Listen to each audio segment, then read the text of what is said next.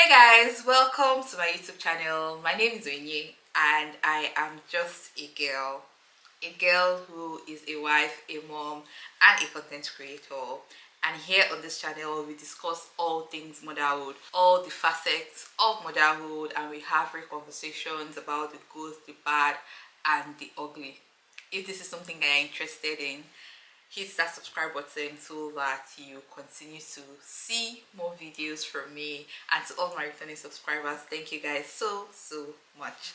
Today's video is part 2 of our smart money moves series. In the first part, I talked about all of the smart money moves that we should be making as moms for ourselves. So in this video, I'm going to be focusing on the kids, our kids, your kids, all of the kids. Let's get into some very powerful ways that you can set your kids up for success financially today.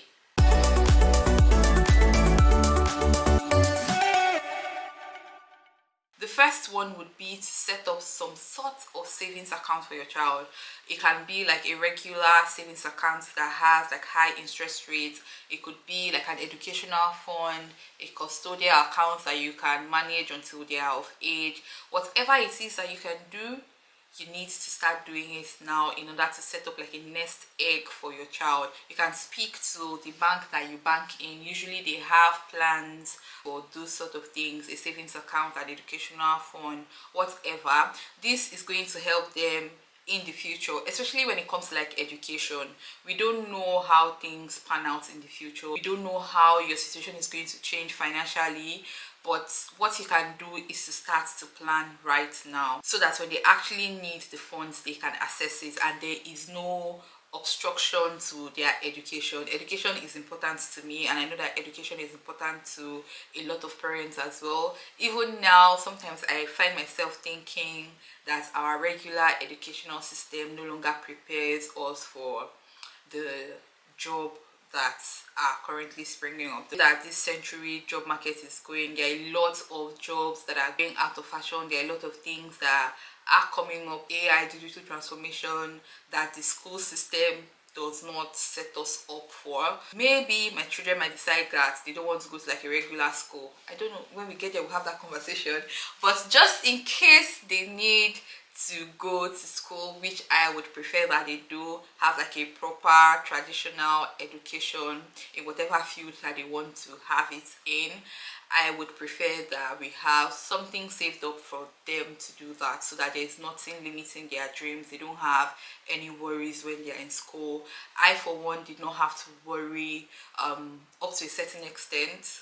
What is up to a certain extent? I did not have to worry when it came to my education. My parents were able to pay off my education without any hassle on my part, because I know on their part they worked their butts off to provide financially for myself and my brothers, and we did not lack when it came to that area of our lives. From crèche up until university education, we were well taken care of.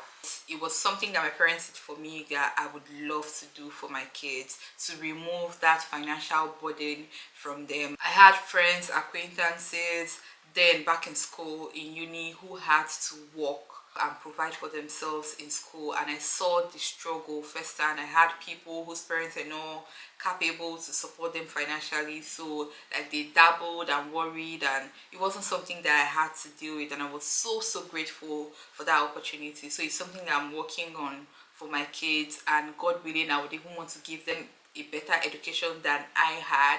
So that would require planning, financial planning. A savings account is going to help with that. Building some sort of educational fund when they are in that stage of their life is going to help as well, and I'm really praying that I'm able to do that for my kids, and it starts now. It doesn't have to be anything big. You don't have to wait until you gather all you think is going to be enough for that, whatever education it is you want to give to them. You can just start putting aside little by little, little by little. Birthdays, Christmas, when they receive gifts, you can add that to it. If you can also just allocate some portion of your monthly earnings towards that, so that it builds up and is enough to pay off their education or whatever they want to do in the future. The second thing is to start very early to teach them about money, about financial literacy, about savings, budgeting, opportunity costs. If you watch my first video, you will hear me talk about how a lot of us did not get that financial education.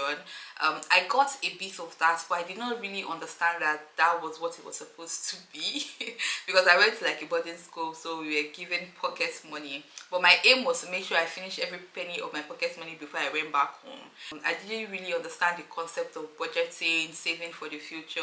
I finished every penny that was given to me because nobody was really explaining all of the concepts for me. So one thing I'm going to be deliberate about teaching my kids is like teaching them how to budget, teaching them that in order to get this thing, they would have to consider the other things that they will not be able to get in the future. So if you give them like a particular allowance, how they allocate it is up to them, and the consequences of how they spend it is also up to them. That's something that I would be very, very deliberate about teaching my kids, not just giving them pocket money, but also explaining what's the consequences of spending lavishly or not is. So that's one thing that you need to do, to start to talk to them about money very, very early. Teach them all of the concepts that they will need very, very early, so that they understand money and what money is supposed to be used for, so that they understand the concept of money, they understand the concept of budgeting, spending, savings. All of that are things that you can start to do early, maybe from the age of 10 or maybe even younger. Once they can start to do little chores at home, it can be things that you use as opportunity to teach them about money. But the lesson is to start very, very early, so that they won't turn out like me, who grew up and realized that I did not know one thing about how to manage my money. The third thing is to invest in experiences as opposed to like buying stuff, toys, gadgets, clothes, whatever. Spend money, disposable income on the experience that you have as a family. Invest in that as opposed to just buying them things that they would later not remember. I'm not saying you shouldn't buy your children toys. You should, if you can, as many as you want to, but create memories with them is what I mean. So instead of just filling time with things and stuff, teach them how to travel, how to play, how to visit places, new experiences, restaurant food, zoo, animals. Just let them explore the world. Teach them how to expand their horizon. Let them see things that are beyond their environment. That's like a great way to teach children what money can do for them. So it's not just about owning money and being rich and accumulating things. It's about how full you can make your life be with money at your disposal. So money is to do things, not just to have.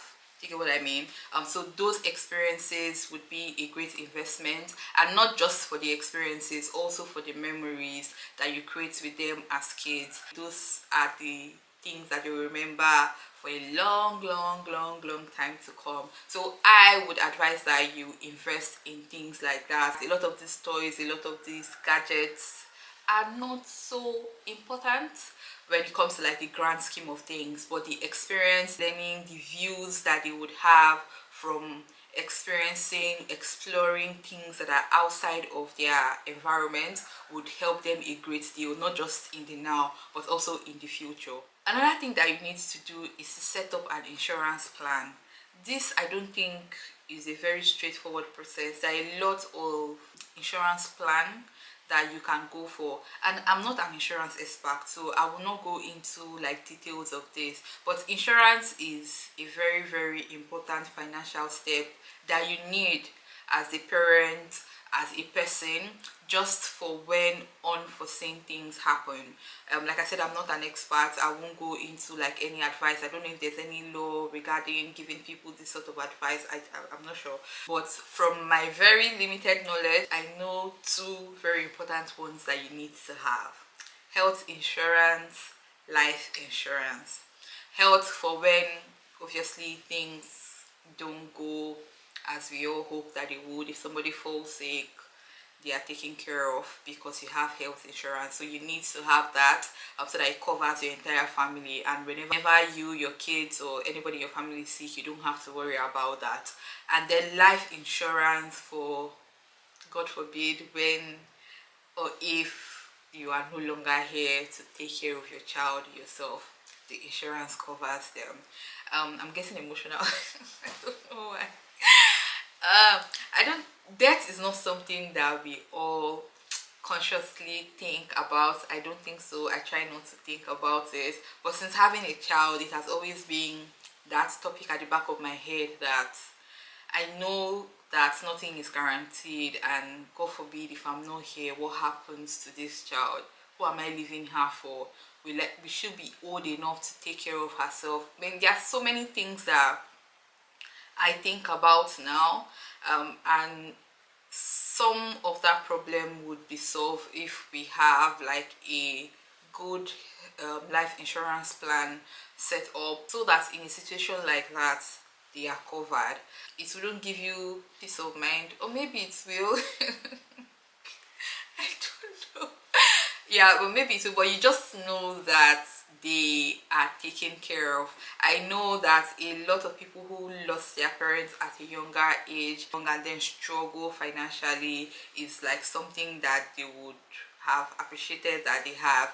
Obviously, it's not going to cure your child of the grief of not having a parent or whatever, but them not having to worry financially, it would be a great relief. So in whatever way you can relieve them, you do. Obviously, we continue to pray to God for like long life, God forbid untimely death, but life insurance is an important to have for your child. So I advise that you look into that. This last one is one that I think is very, very important, because that's how children learn things. You might think that they are not seeing it or that it would not stick, but trust me, it will. So you need to lead by example. Your lifestyle, your savings habits, your work habits, your attitude to work, your relationship with money. Those things are things that they would watch and learn from you about. So you need to lead by example. Whatever you want to teach your children, make sure that it's something that you are practicing. Children learn from your doing and them watching, as opposed to you telling them what to do. They would learn what you do. So you need to lead by example. Make sure that you are following all the advice that you are dishing out. Have a good attitude towards work. Whatever it is you do for work, as long as it's legit, have like a good attitude towards it. Even if you don't like your job, don't let your children know that you do not like your job, because they will grow up to be people who don't like to work. So teach them that there is dignity in labor. Teach them that this is something that you need to do in order to take care of yourself. Your value is not in your work. You shouldn't judge yourself by your work or how much you have, but you need a good job to earn money to take care of yourself. Just teach them like the healthy way of earning, spending, savings, and all of that good stuff. Also be transparent with your money. Let them understand what you do for money. Let them understand and value that. Let them know that money does not just appear. There are things that you do in order to get money. I think that you will value money more, as opposed to seeing it as something that just comes, it just appears, and you use it for what you use it for. Let them understand the circle of money, how it's made, how you budget, you spend, and then all the life cycle of making money and spending it.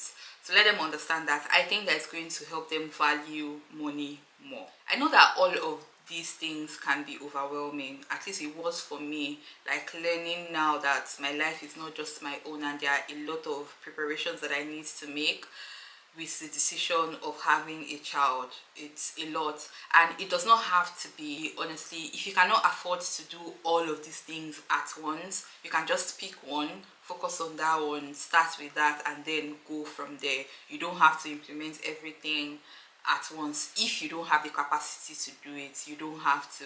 But the key thing is to stay consistent. That's the only way that you can actually build something that is substantial. You can't do it today and then not do it tomorrow, and then you get what I mean. Just stay consistent with your plan, and it amounts to something at the end of the day. That's it for this video. If you found this helpful, make sure to give this video a thumbs up. If you know anyone who will benefit from this video, share it with them as well. If you've watched to this point and you've not yet subscribed to my channel, I don't know what you're waiting for. Make sure to hit that subscribe button. Oh yeah, I would also want to know in the comment section, let me know if there is any money moves that I missed in this video. Is there something I should be doing for my child that I'm not doing? Please let me know in the comment section, and I'm sure that there are other people who would want to know as well, so leave that in the comment section. Don't forget to subscribe to my channel, and I will see you in my next video. Bye bye.